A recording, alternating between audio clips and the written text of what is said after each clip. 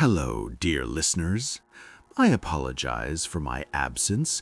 There were reasons beyond my control. I experimented with the podcast genre, but I see it didn't really resonate with you. So we're going back to your favorite horror stories. Just recently, it was Friday the 13th. Did everything go well for you that day? If yes, then for the characters in today's stories, not quite. Enjoy the show. My name is Mike, and I'm only telling this story because maybe it'll help someone. Maybe someone will hear it and decide to stay home next time the 13th falls on a Friday. Because I can tell you, for me, that date is ruined forever. It started simple enough. My buddy Kyle and I had been planning this fishing trip for a month.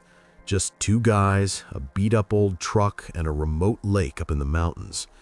We both worked construction, so a weekend away was like hitting the lottery. Kyle was my best friend since we were kids. Grew up on the same block, played on the same little league team. The guy was more like a brother. We left my place in the city around 4 p.m. on Friday the 13th. I know, we laughed about it.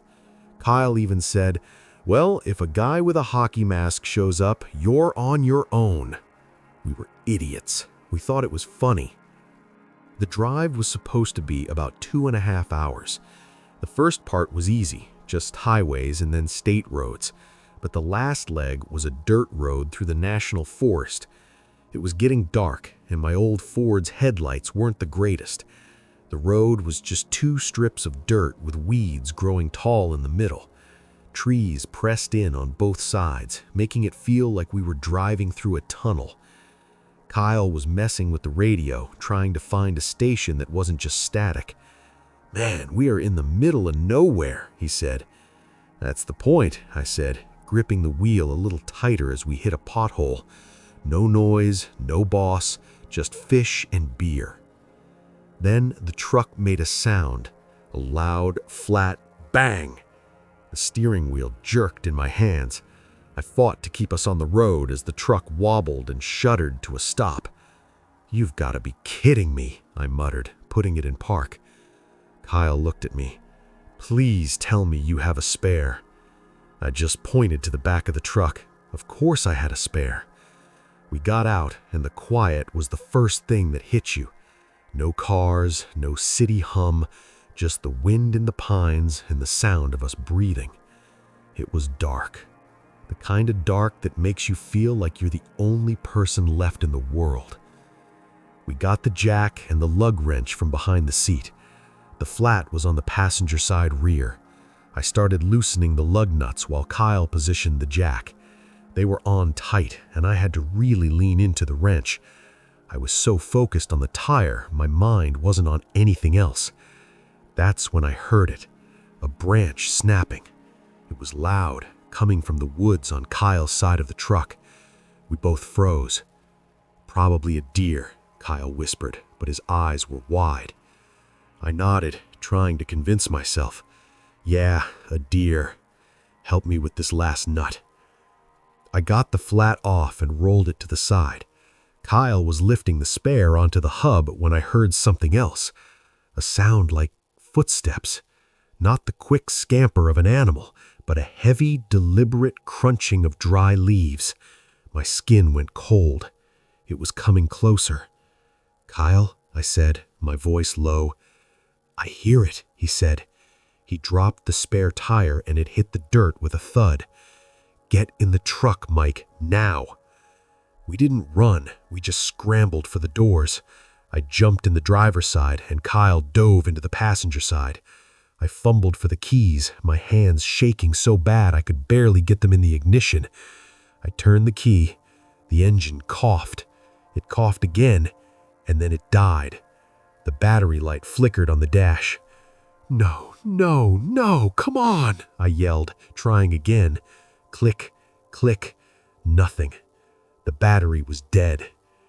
We sat there, frozen, in the sudden silence. The inside of the truck was dark, lit only by the faint glow of the dome light. We stared out the windshield into the black wall of trees. Nothing moved. It was completely still. Then we heard it again. A footstep. This time it was right behind the truck. The sound of gravel crunching under a boot. Kyle grabbed my arm. "Mike, who is that? Who the hell is out here?" I didn't answer.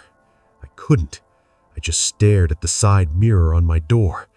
I could see the reflection of the road behind us, just a sliver of it illuminated by the pale moonlight. And then a shape moved into it. A person, tall and broad. They were just standing there, in the middle of the road, staring at our truck. Then the figure started walking towards us. Slow, steady steps. My heart pounded so hard I could feel it in my throat. I wanted to start the truck, to do something, but we were trapped. The figure walked right up to my window. I couldn't see a face, just a dark outline.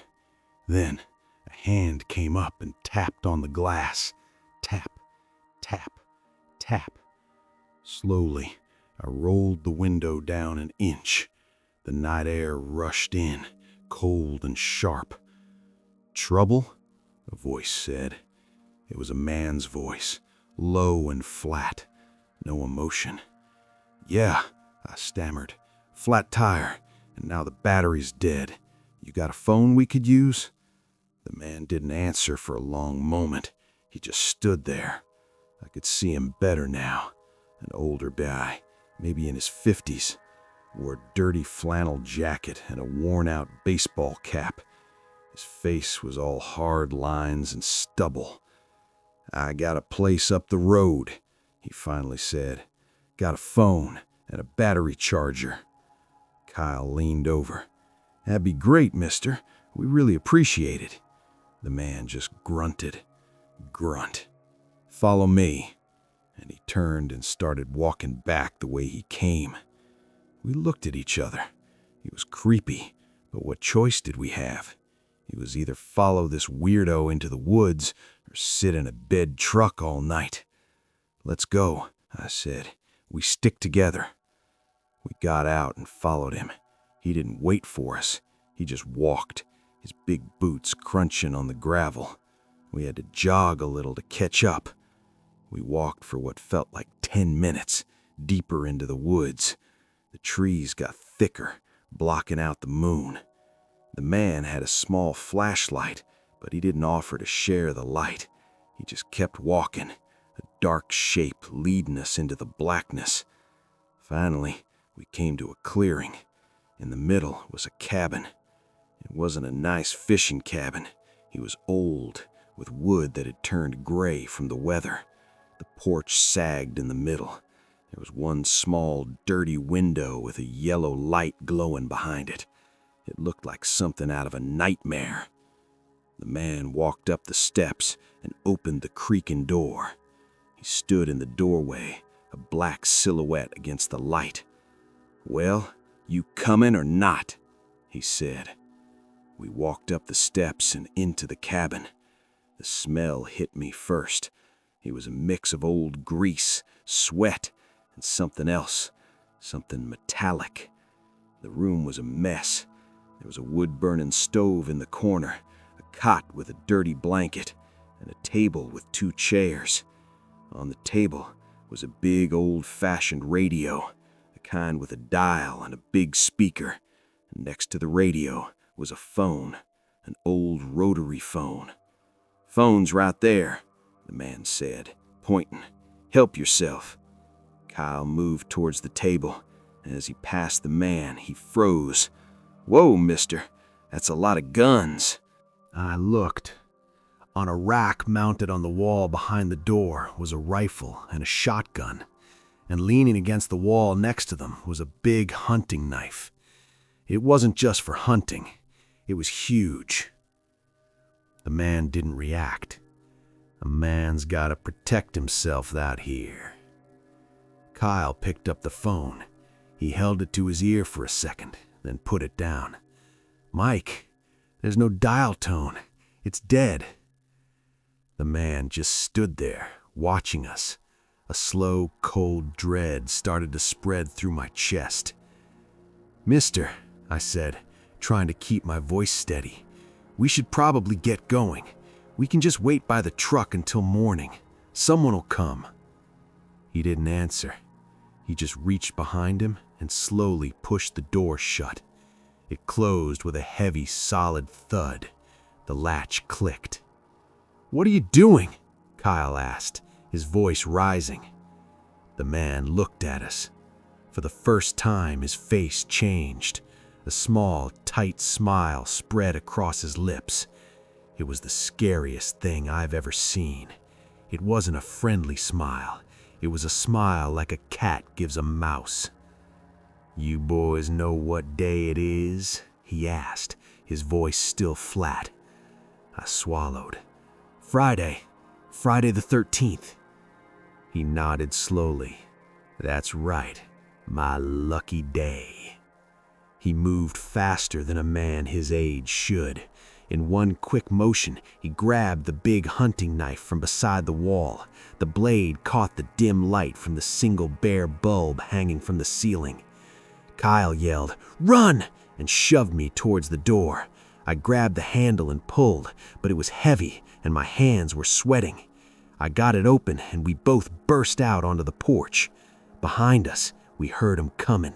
He wasn't running, he was just walking, but his footsteps were heavy and fast on the wooden floor of the cabin. We didn't think, we just ran. We crashed into the woods, branches whipping at our faces, thorns tearing at our clothes.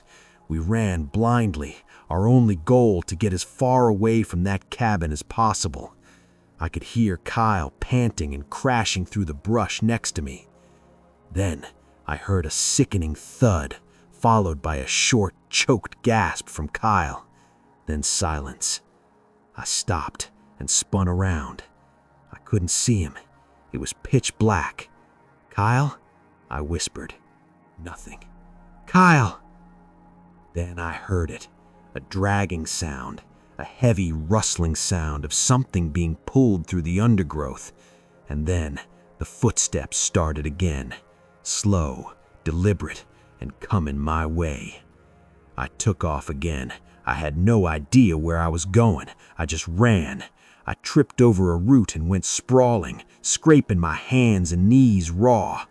I got up and kept going, my lungs burning. I ran until I couldn't run anymore. I found a thick clump of bushes and dove into them, curling into a ball, trying to make myself as small as possible. I held my breath and listened. The woods were silent again. The only sound was my own ragged breathing, which I tried desperately to muffle. I lay there for what felt like hours, shaken uncontrollably. When the first gray light of dawn started to filter through the trees, I finally moved. I was scratched, bruised, and covered in mud. I had no idea where I was. I stumbled for what felt like miles until I finally found a road, a real road, with a yellow line down the middle. I just stood there until a pickup truck came along. The guy driving was a local, on his way to work. He saw my face, the state I was in, and he didn't ask questions. He just told me to get in and called the police on his cell phone. I told them everything. I led a whole team of sheriff's deputies back to that dirt road. We found my truck, still sitting there with the flat tire. The battery was fine. It started right up. They looked at me like I was crazy. It took them 2 days to find the cabin. It was abandoned, empty. There was no cot, no table, no radio, no phone, just an empty, dusty shell. There was no sign that anyone had been there in years, and they never found Kyle. They searched for weeks, but it was like the woods just swallowed him up. They never found the man either. I still see his face sometimes, that smile, and I hear the sound of those footsteps. Every time I close my eyes, I'm back in those dark woods. That's why I'm telling you this.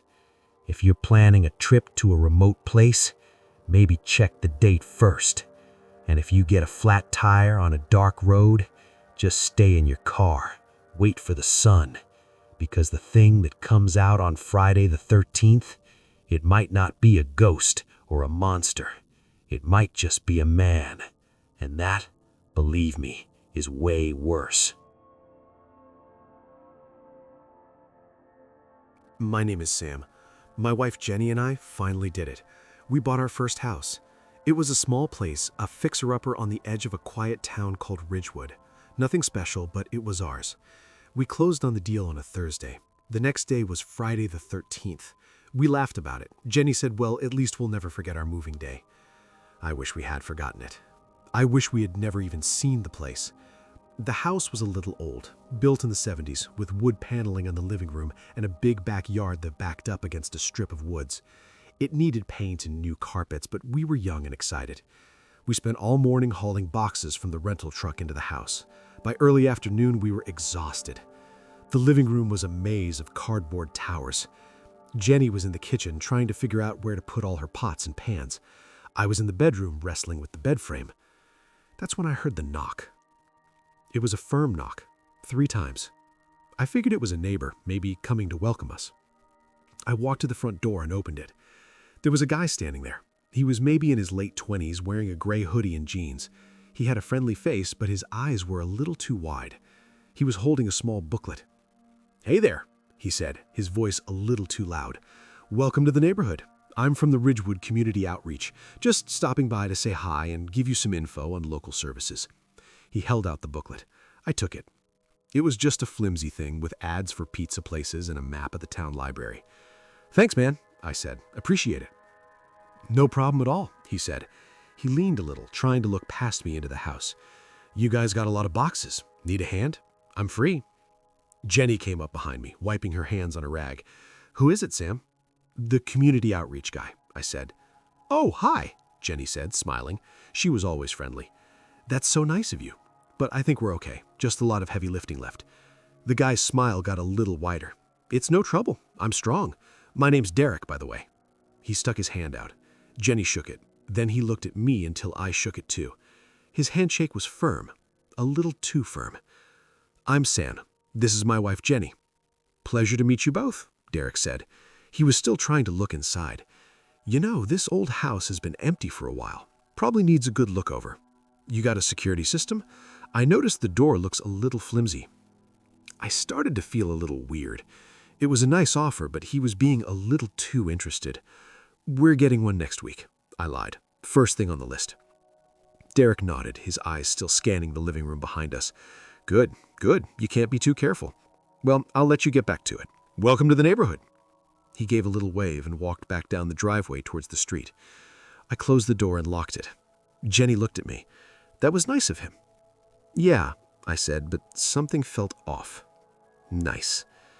We went back to work. About an hour later, I was in the basement trying to figure out which circuit breaker did what. The basement was creepy, unfinished with a dirt floor in some parts and a low ceiling with exposed pipes. There was a small, grimy window near the ceiling at ground level. I was looking at the breaker box when I heard a sound, a scraping sound. It came from the little window. I turned around and looked. For a second, I saw a shape, a face pressed against the glass. Then it was gone. Just a blur of movement. My heart jumped. "Hey!" I yelled. I ran up the basement stairs 2 at a time. I burst into the kitchen, ran through the living room, and yanked the front door open. I ran around the side of the house to the little basement window. There was no one there, just the tall grass that grew against the foundation. But the grass was bent, like someone had just been standing there. I stood there for a minute, looking at the tree line at the back of the yard. Nothing moved. "What's wrong?" Jenny asked, coming out the front door. "Nothing," I said, not wanting to scare her. "Thought I saw something, probably just a raccoon." But I didn't believe it. That face I saw was too high up to be a raccoon. By 7 p.m., we were beat. The truck was empty, and we were starving. We decided to order a pizza. I pulled out the booklet Derek had given me. There was a pizza place on the back. I called the number. A guy answered, "Pete's Pizza." I ordered a large pepperoni and gave him the address. "All right," the guy said, "about 45 minutes." We sat on the floor of the living room, surrounded by boxes, drinking warm sodas. It was starting to get dark outside. The house had no curtains up yet, so the big front window was just a black rectangle reflecting the room back at us. Every time a car went by on the street, its headlights would sweep across the window, and I'd look up. Finally, after almost an hour, a car pulled into the driveway. It was an old sedan, no pizza sign on top. "That's gotta be him," I said. I grabbed my wallet and went to the door. I opened it. The guy walking up the driveway wasn't a pizza delivery guy. He was a big man wearing a dark jacket. He was carrying a pizza box, but he wasn't in a uniform. He stopped at the bottom of the porch steps and looked up at me. It was dark, so I couldn't see his face clearly. "Pizza for Sam?" he said. His voice was low. "Yeah, that's me," I said. I walked down the steps towards him. "How much?" He just stood there, holding the box. I got closer. He was older, maybe 50, with a gray beard and a tired face. He didn't look like a threat, just a tired guy working a second job. But his eyes, they looked at me, then over my shoulder at the open door behind me. "$12.50, he said. I handed him a 20. He took it and just stood there, fumbling with a worn-out wallet. The wind picked up, rustling the dead leaves in the yard. He finally handed me my change, a few crumpled bills and some coins. "Thanks, man," I said, taking the pizza. He nodded. Then he said, "You folks just move in?" "Yeah, today." He glanced at the house again, his eyes lingering on the dark windows. "Just your wife?" I thought, but something made me not say that. "Yeah, my brothers are here helping us. They're inside," I lied. He nodded slowly. "All right, well, enjoy the pizza." He turned and walked back to his car, got in, and drove off. I went back inside, locking the door. I told Jenny about the guy. That was weird. He wasn't in a uniform, and he was asking if I had a family. Jenny frowned. "That is weird. Maybe they're just short-staffed." We ate the pizza on the floor. It was good. We were both tired, and the weirdness of the day started to fade. We decided to set up the bed and just crash. It was about 9 p.m. I was in the bathroom, brushing my teeth, when I heard a sound that made my blood run cold. It was the front door. The lock was clicking. Not the sound of a key. The sound of someone trying to turn the knob from the outside, jiggling the lock mechanism. Click, click, click. I froze, toothbrush in my hand, staring at my own face in the mirror. I heard Jenny's voice from the bedroom, a scared whisper. "Sam?" I ran to the bedroom. She was sitting on the bare mattress, her eyes wide. "Someone's at the door," she whispered. "I heard it," I whispered back. "Stay here." I walked quietly down the hall. The living room was dark. I could see the front door, a solid rectangle in the gloom. The knob was still. I stood there, listening. Nothing. Just the sound of the old house settling. I waited for a full minute. Nothing. I crept to the door and looked through the peephole. The fisheye lens showed my front porch, empty. The yard, dark. Nothing. I let out a breath I didn't know I was holding. Then the side window, the big one in the living room, exploded. Glass shattered everywhere. A brick came flying in, landing on the floor with a heavy thud. I stumbled back, throwing my arms up to protect my face. Cold air rushed in through the broken window. I heard Jenny scream from the bedroom. I heard the back door, the one leading from the kitchen to the yard, slam open. It was like they were everywhere at once. I ran for the bedroom. "Jenny, get down!" I got to the doorway. She was standing by the bed, frozen. Then I saw him, the pizza guy. He was in the hallway behind me, coming from the kitchen. He was holding something, a big wrench. The guy from the basement window, Derek, he was at the broken front window, climbing through. "Sam!" Jenny screamed. The pizza guy swung the wrench at me. I ducked, and it hit the door frame, splintering the wood. I grabbed Jenny and pulled her towards the closet. It was the only place I could think of. We huddled in the dark, surrounded by hanging clothes. I could hear them in the room. Heavy footsteps, breathing. They weren't talking. They were just moving, slowly, methodically. One of them opened the closet door, a crack of light. I saw Derek's wide eyes peering in. I kicked the door as hard as I could. It hit him in the face, and he stumbled back, cursing. I burst out of the closet, pulling Jenny with me. I pushed her towards the hall. "Go! Go!" We ran. We ran through the kitchen, past the smashed back door, and out into the cold, dark backyard. We ran for the woods, not looking back. Branches tore at our clothes, just like in my nightmare from years ago. We ran until we couldn't run anymore. We found a house on the other side of the woods. An old couple lived there. They let us in and called the police. This time, the police believed us. They went to our new house. The men were gone, but they had left a mess.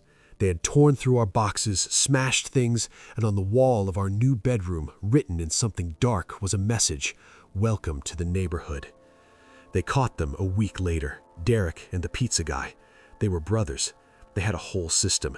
They'd case new neighborhoods, look for moving trucks.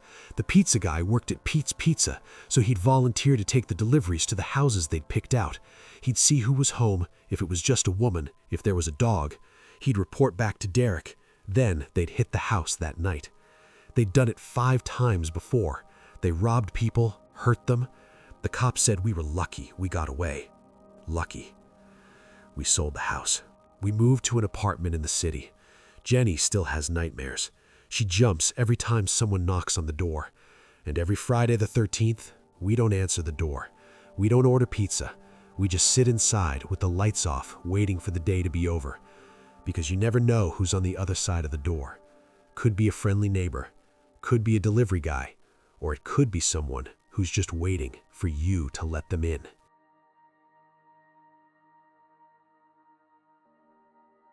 My name's Danny. I was 22, working nights at a gas station to save up for school. It was a shit job, but it paid the bills. The station was on a long, empty stretch of highway about 20 miles outside of town. Just me, a register, a cooler full of soda, and a wall of potato chips.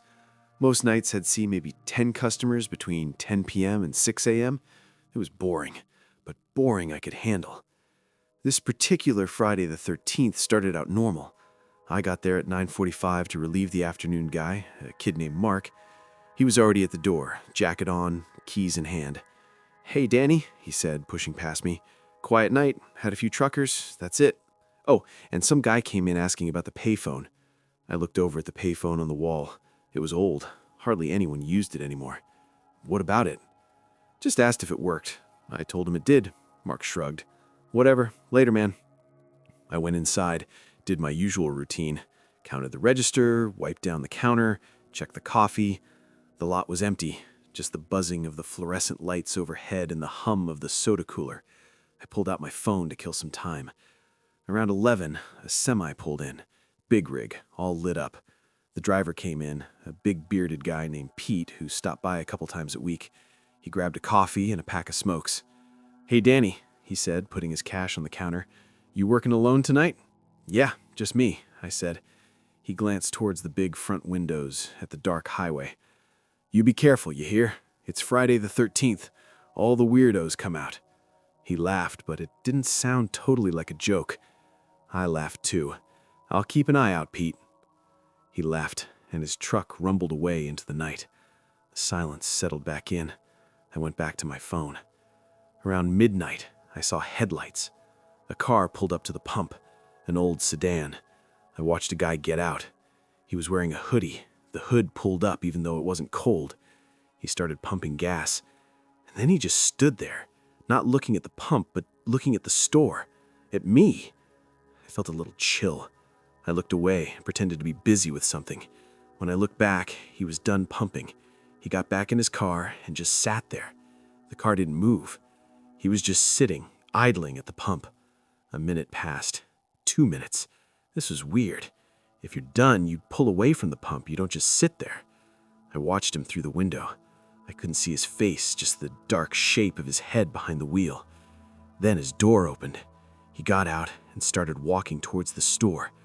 I stood up a little straighter. He pushed open the door. The little bell above it jingled. He walked in, his head down, hood still up.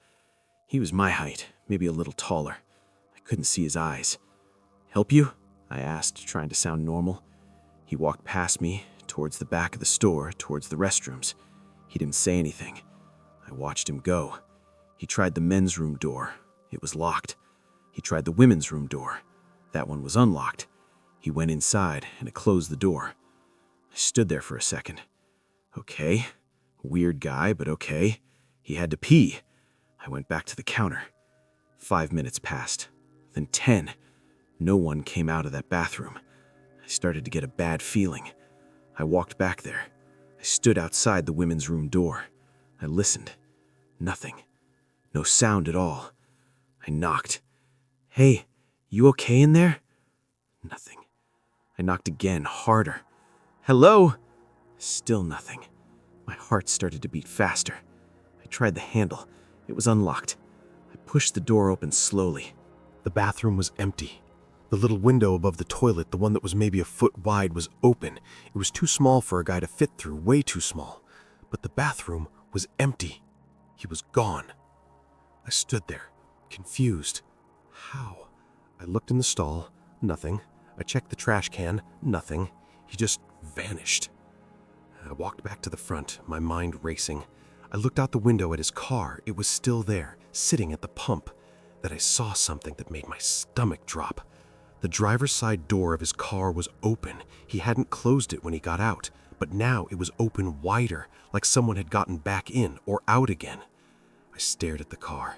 The interior light was on. I could see the front seats. They were empty. But in the back seat, I saw a shape, a dark shape. It was moving. I backed away from the window. My hand went to the phone on the counter. I was about to pick it up when I heard a sound from the back of the store, a creak, the stockroom door. I froze. The stockroom was in the back, past the bathrooms. The door should have been locked. I always kept it locked. I grabbed the only thing I had for protection, a heavy metal flashlight we kept under the counter. I clicked it on and started walking towards the back, the beam of light cutting through the dark. "Hello?" I called out, my voice shaking. "Police have been called." It was a lie. I hadn't called anyone, but I hoped it would scare whoever it was. I got to the stockroom door. It was open, just a crack. I pushed it with my foot. It swung open, creaking. The room was full of shelves stacked with cases of soda and chips. The light from my flashlight bounced around, casting long, crazy shadows. I stepped inside. "I know you're in here," I said, trying to sound tough. "Just come out. Cops are on their way." That's when I heard breathing, right behind me. I spun around. No one was there, but the door I had just come through was now closed. I ran for it. I grabbed the handle and pulled. It was locked. From the outside, someone had locked me in. Panic hit me like a wave. I started banging on the door. "Hey, let me out! Help!" I heard footsteps on the other side of the door. Slow, deliberate steps. Then a voice, a low whisper right against the door. "Friday the 13th, your lucky day." I backed away from the door. I looked around the room. There was no other way out, just shelves and boxes. I looked up. The ceiling had those old acoustic tiles. One of them was pushed aside, leaving a dark hole. My blood ran cold.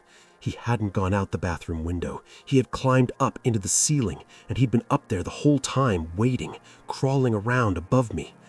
I heard a noise above my head, a scraping, shifting sound in the ceiling tiles. I looked up. A tile right above me bowed down like something was putting weight on it from above. I ran to the other side of the room, knocking over boxes. I heard a crash behind me as a tile fell, and a pair of legs dropped down, swinging in the air for a second before a body dropped to the floor. It was the guy in the hoodie. He landed on his feet, quick and light like a cat. He stood up. For the first time, I saw his face. He was young, maybe even younger than me, but his eyes were dead, empty. He was smiling. He had a long, thin screwdriver in his hand. Not a weapon, but it could be. He started walking towards me slowly. "Just the gas money, man," I said, holding up the flashlight. Take it all." He didn't say anything. He just kept coming. I swung the flashlight as hard as I could. He dodged it easily, like he knew it was coming. He grabbed my arm and twisted. The flashlight clattered to the floor.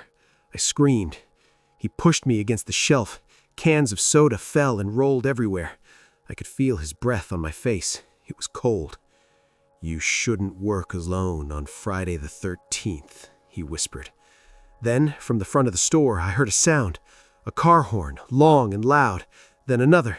Then a banging on the front door. The guy froze. He looked towards the stockroom door, then back at me. His smile was gone. He looked almost scared. More honking, a truck's air horn, voices. The guy let me go and ran. He ran to the back of the stockroom, to a small delivery door I never used. He unlocked it and disappeared into the night. I stood there, shaking for what felt like forever. Then I ran to the front.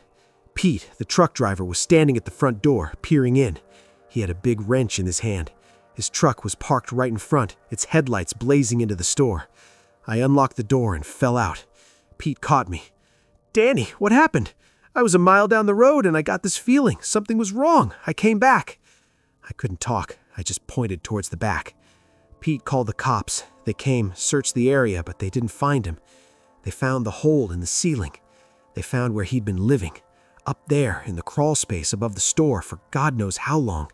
A little nest of blankets, food wrappers, in a notebook. In the notebook, he had drawn pictures. Pictures of the store, pictures of me, pictures of customers. He'd been watching for weeks. Turns out, the payphone guy from earlier, that was him. He was checking it, seeing if it worked.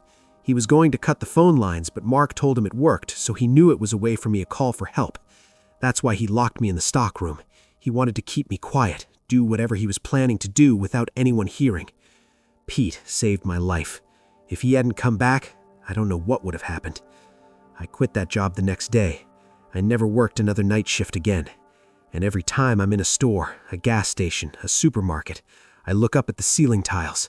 I look for one that's out of place, because you never know who might be up there, watching, waiting for their lucky day.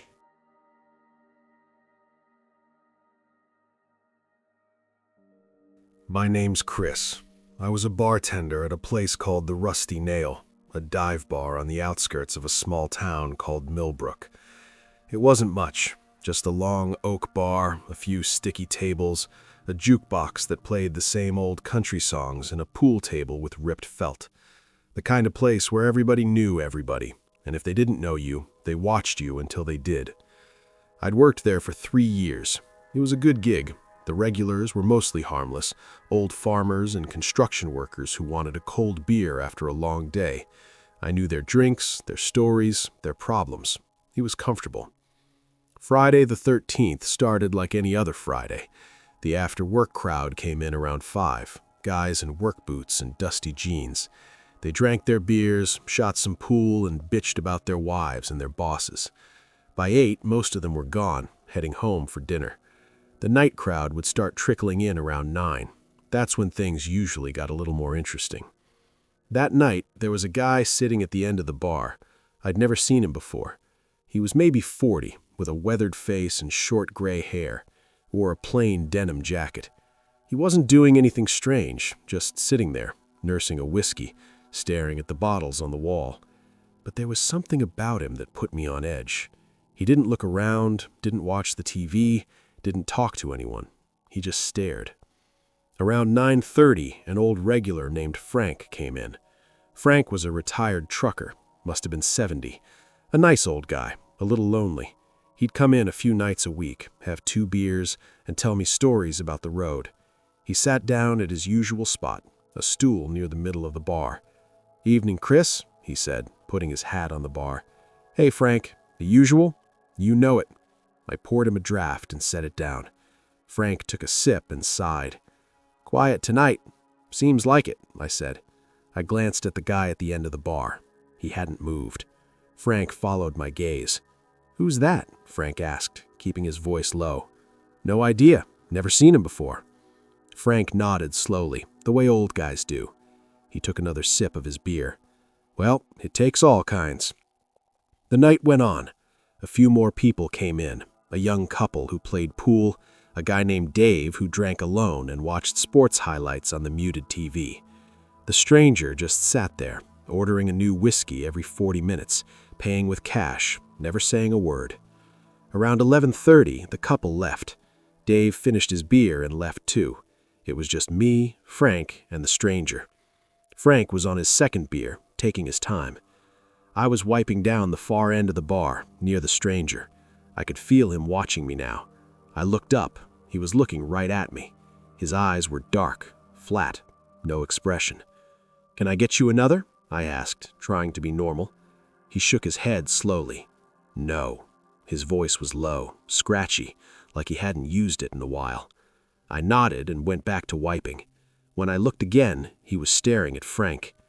Frank was an easygoing guy, but even he felt it. He shifted on his stool, looked at his beer, then back at me. He gave me a little look like, "What's this guy's deal?" I shrugged. I didn't know what to tell him. At midnight, I announced last call. Frank finished his beer and put some money on the bar. "I'm heading out, Chris. You take care." "You too, Frank. See you Tuesday." Frank got up and walked towards the door. As he passed the stranger, the guy turned his head and watched him go. Watched him until the door closed behind him. Now it was just me and him. I started cleaning up, putting bottles away, wiping down tables. The stranger just sat there. I could feel his eyes on me the whole time.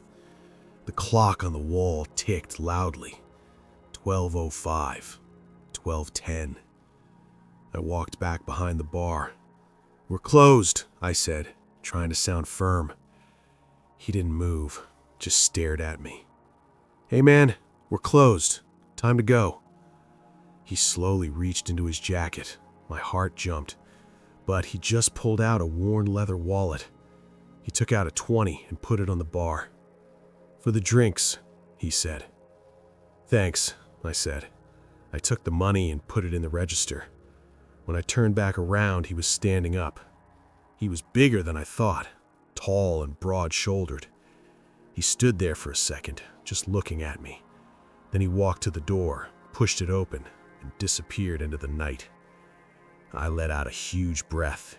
"Jesus," I muttered. I locked the door behind him and leaned against it for a second, my heart pounding. I went back to the bar to finish my cleanup. I grabbed a glass and started polishing it. That's when I noticed something on the bar, where the stranger had been sitting. A piece of paper. A napkin with something written on it in pen. I picked it up. It was an address and a time, 12:45 a.m., and a name. Frank's name. My blood ran cold. I stared at the napkin. Frank's name. The guy had written down Frank's name and an address and a time, 12:45. I looked at the clock. It was 12:20. I didn't know what to do. Was it a threat? Was this guy going to Frank's house? Why? Frank was just a harmless old man. I grabbed my phone and called Frank. It rang and went to voicemail. "Frank, it's Chris at the bar. Listen, that guy who was in here, the one staring at you, I think he might be headed your way. I don't know, maybe I'm being paranoid. Just lock your doors, okay? Call me when you get this." I hung up. I felt sick. I should have done something, called the cops. But what would I say? Some guy wrote an address on a napkin? That's not a crime. I finished cleaning up in a daze, my eyes glued to the clock. 12:30, 12:35, 12:40. At 12:45 exactly, I stopped what I was doing and just stood there, listening to the silence. I imagined that guy walking up Frank's driveway. I imagined Frank, half asleep, hearing a knock at the door. I couldn't take it. I grabbed my keys and my jacket. I knew where Frank lived. He'd pointed out his house once when I was driving him home after his truck broke down. He was only about 10 minutes away. I turned off my headlights as I got closer. I didn't know why, just instinct. I coasted to a stop a few houses away and killed the engine. The street was dark, no streetlights, just the pale moonlight. I got out and started walking. I stayed close to the trees, trying to be quiet. As I got closer to Frank's house, I saw it. A car parked on the street in front of his house. An old sedan, the same car the stranger had been driving? I didn't know. I'd never seen his car. Frank's house was dark, no lights on. I crept closer, my heart hammering in my chest. I could see the front door. It was closed. Everything was quiet. Then I heard it. A sound from the back of the house, a muffled thump, then another. I moved around the side of the house, keeping low, trying to stay in the shadows. There was a chain-link fence. I could see into the backyard. There was a small patio, a grill, some lawn chairs, and 2 figures. One was on the ground. The other was standing over him, bending down. I couldn't see clearly in the dark, but I knew it was Frank on the ground. Rage and fear exploded in my chest. I didn't think, I just reacted. I looked around for something, anything. There was a loose brick near the fence. I grabbed it. Then I climbed the fence, the chain link rattling loudly. The figure in the yard spun around. It was him, the stranger. He was holding something, a hammer. In the moonlight, I could see Frank lying on the patio, not moving. The stranger started towards me. I threw the brick. It hit him in the shoulder and he stumbled but didn't go down. He kept coming. I turned and ran. I vaulted back over the fence, landing hard on the other side. I heard him coming after me, crashing through the bushes. I ran for my car. I got in, fumbled with the keys, started the engine. Just as I threw it in reverse, he appeared in my headlights. He was standing in the middle of the road, the hammer in his hand, staring at me with those dead eyes. I hit the gas and reversed, then swung the car around and floored it. I didn't look back. I drove straight to the police station. The cops went to Frank's house. They found him on the patio. He was alive, but barely. He had a bad head wound. They got him to the hospital just in time. He survived, but he was never the same. The doctors said he had brain damage. He couldn't remember things. He couldn't live alone anymore. They caught the guy. He was still in the area, driving around. When they arrested him, they found a notebook in his car. It was full of names and addresses. Frank's name was just one of many. He had been watching the bar for weeks, learning the regulars. He picked Frank because Frank was old, alone, vulnerable. He was planning to rob him, hurt him, maybe worse. The napkin was his reminder. He had written it down so he wouldn't forget. At the trial, they said he had done it before, in other towns, other bars. He'd find lonely people, follow them home, and wait for the right moment. Friday the 13th was just another day to him, but for Frank, it was the day his life ended. I still think about that night. I think about how close I was, how I served that monster drinks for hours, how I could have stopped him if I'd just called the cops when I found that napkin. But I didn't. I hesitated. Now I don't hesitate.